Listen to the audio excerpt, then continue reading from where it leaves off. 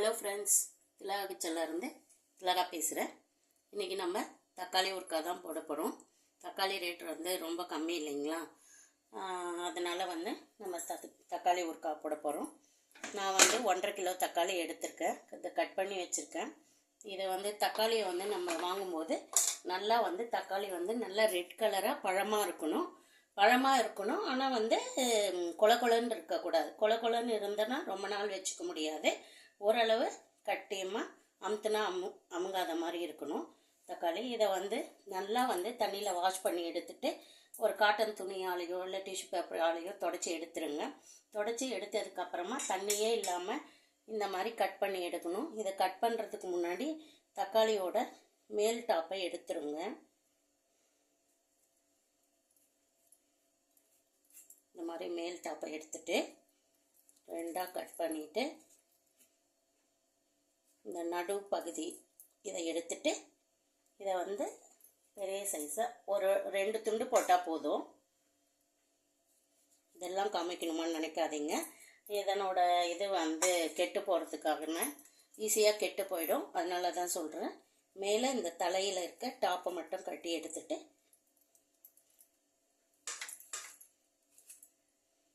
இந்த நடுப்பகுதி மட்டும் கட் பண்ணி எடுத்துருங்க. இது வந்து 1.5 கிலோ தக்காளி கட் பண்ணி வச்சுருக்கேன். இப்போ எப்படி செய்யலான்னு பார்க்கலாம். 1.5 கிலோ தக்காளியை இதில் போட்டுக்கலாம். நம்ம எடுக்கிற பாத்திரம் எதுவுமே வந்து ஈரம் இல்லாத மாதிரி நல்லா அடிகனமான பாத்திரமாக எடுத்துக்கோங்க. 50 கிராம் நல்லெண்ணெய் ஊற்றுறேன். இதுக்கு வந்து நல்லெண்ணெய் ஊற்றுனீங்கன்னா தான் ரொம்ப நாள் வந்து யூஸ் பண்ண முடியும். ஊறுகாவும் டேஸ்ட்டாக இருக்கும். சால்ட் வந்து 2 டீஸ்பூன் போட்டுக்கோங்க.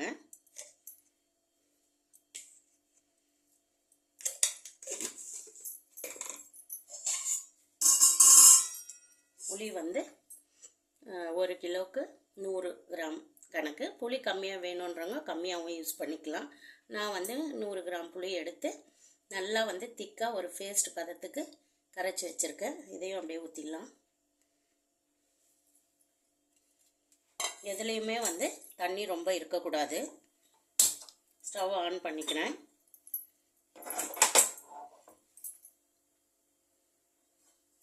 நல்லா ஒரு மிக்ஸ் பண்ணிக்கலாம்.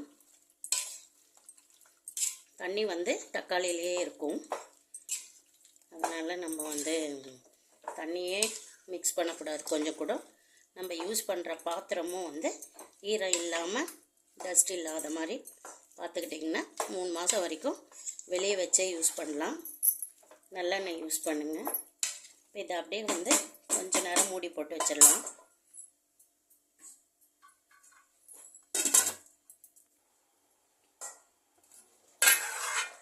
நல்லா தக்காளியிலேருந்து தண்ணி வருது பாருங்கள். இந்த தண்ணியெல்லாம் வந்து நல்லா சுண்டி திக்காக வரணும். இதிலேயே வந்து நம்ம ஊற்றின புளி தக்காளி எல்லாம் நல்லா வெந்து தக்காளி வந்து ஒரு சாஃப்ட்னஸாக இருக்கும். நம்ம இதை வந்து மிக்சிலெலாம் போட்டு அரைக்கணுன்ற அவசியமே இல்லை. இந்த புளியும் தக்காளியும் அந்த பச்சை ஸ்மெல் போகிற வரைக்கும் அதிலே சுண்டி வந்துடும். நல்லா தண்ணி விட்டுட்டு திக்காகட்டும், பார்க்கலாம்.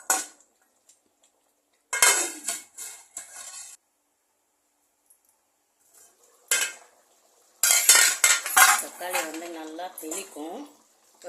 தக்காளியில் இருக்கிற தண்ணியெல்லாம் வெளி வந்துடுச்சு. இது வந்து நல்லா சுண்டி வர வரைக்கும் நம்ம அப்பப்போ கிளறி விட்டுட்டே இருக்கணும். எண்ணெய் ஊற்றுறதுனால அடி பிடிக்காது. பாத்திரம் மட்டும் அடிகனமான பாத்திரம் எடுத்துக்கோங்க. மேலே தெளிக்காமல் மூடி போட்டு கிளறி விடலாம்.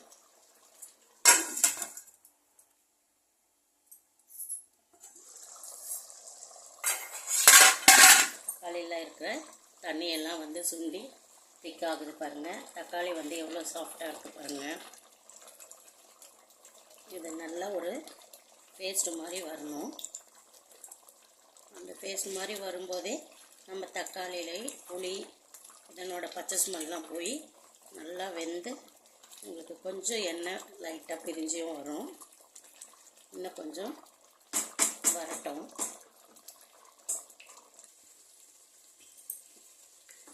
பாருங்கள், ஒரு பேஸ்ட் மாதிரி வந்திருக்கு பாருங்கள். இதை நம்ம வந்து தக்காளியோட தண்ணி வந்து இங்கே இருந்தது, இந்த கோடு உங்களுக்கு தெரியும் பாத்திரத்துலேயே, அது நல்லா சுண்டி தக்காளி புளி எல்லாமே ஒரு பேஸ்ட்டு மாதிரி வந்திருக்கு. புளி நம்ம வந்து இது பண்ணும்போது புளியோட நார் அதில் இருக்கிற டஸ்ட்டு எல்லாமே எடுத்துகிட்டு ஒரு திக்கான பேஸ்ட்டாக போட்டு ஊற்றுங்க. அப்போ நம்மளுக்கு வந்து டேஸ்ட் நல்லாயிருக்கும். இந்த மாதிரி ஒரு முறை தக்காளி ஊறுகாய் செஞ்சு பார்த்துட்டிங்கன்னா அதுக்கப்புறம் வேறு எப்படியுமே செய்யணுன்னு இஷ்டப்பட மாட்டேங்க. இந்த மாதிரி செஞ்சு பாருங்கள் ஒரு முறை. இந்த அளவு திக்காக இருக்குது. இதை நம்ம எடுத்துகிட்டு அடுத்து என்ன பண்ணணும்னு பார்க்கலாம். ஓரம் எடுத்து வச்சிடலாம். நல்லா ஆறட்டும். இது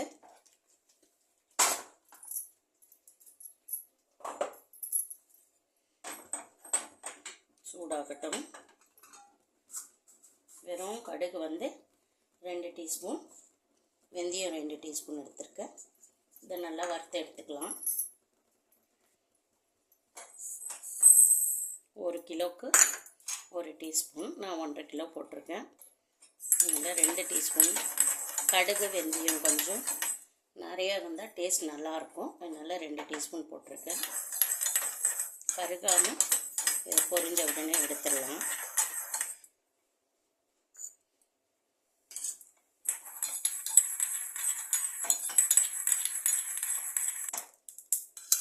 கடுகு இந்த மாதிரி பொரியணும். பொரிஞ்சால் தான் அந்த வாசனை வந்து நல்லாயிருக்கும் ஊறுகாய்க்கு. கடுகு நல்லா பொரிஞ்சிச்சு. வெந்தயம் 2 டீஸ்பூன் போட்டுக்கலாம். வெந்தயமும் கருகிடுச்சுன்னா கசப்பு தட்டிடும். கருகாமல் பொரிய விட்டு எடுத்துக்கோங்க. வறுபட்டுச்சு. கடுகும் வெந்தயமும் ஆறின பிறகு மிக்சியில் பவுடர் பண்ணி எடுத்துக்கலாம். லைட்டாக கொஞ்சம் வெதுப்பாக இருக்குது. இப்போ இதில் நம்ம அரைச்சி வச்ச கடுகும் வெந்தயமும் வறுத்து பவுடர் பண்ணியிருக்கேன். அதை இதில் போட்டுடலாம்.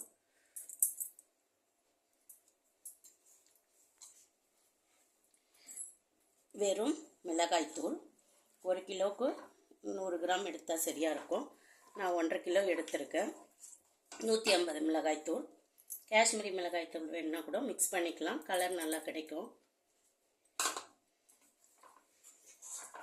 இதை நல்லா மிக்ஸ் பண்ணிக்கலாம்.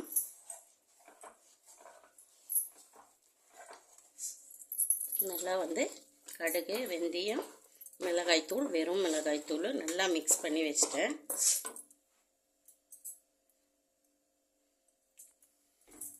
நூறு கிராம் வந்து நல்லெண்ணெய் விட்டுருக்கேன். இந்த எண்ணெய் வந்து நல்லா காயிட்டும்.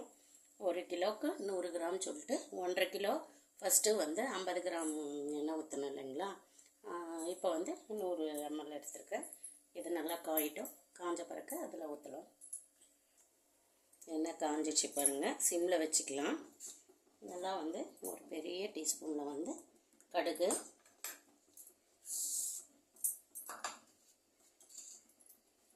பொரியட்டும். கடுகு பொரியது. சீரகம் 1 டீஸ்பூன்,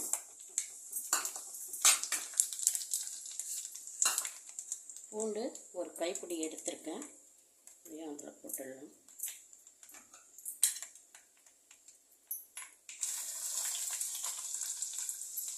நல்லெண்ணெய்ன்றதுனால பொங்குது. காஞ்ச மிளகாய் 2. காரம் நீங்கள் பார்த்துட்டு போட்டுக்கலாம்.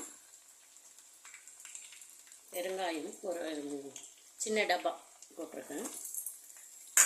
கருவேப்பிலை போட்டுக்கலாம் இந்த ஸ்டேஜில். நான் வந்து கருவேப்பிலை போடலை, கருவேப்பிலை இல்லை, வடவத்துக்கு போட்டுட்டேன், அதனால் கருவேப்பிலை இல்லை.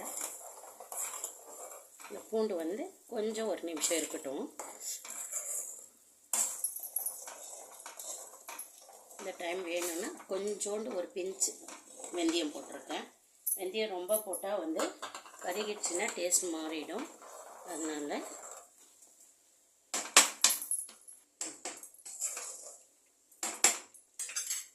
இந்த எண்ணெயை வந்து அப்படியே அதில் ஊற்றிடலாம்.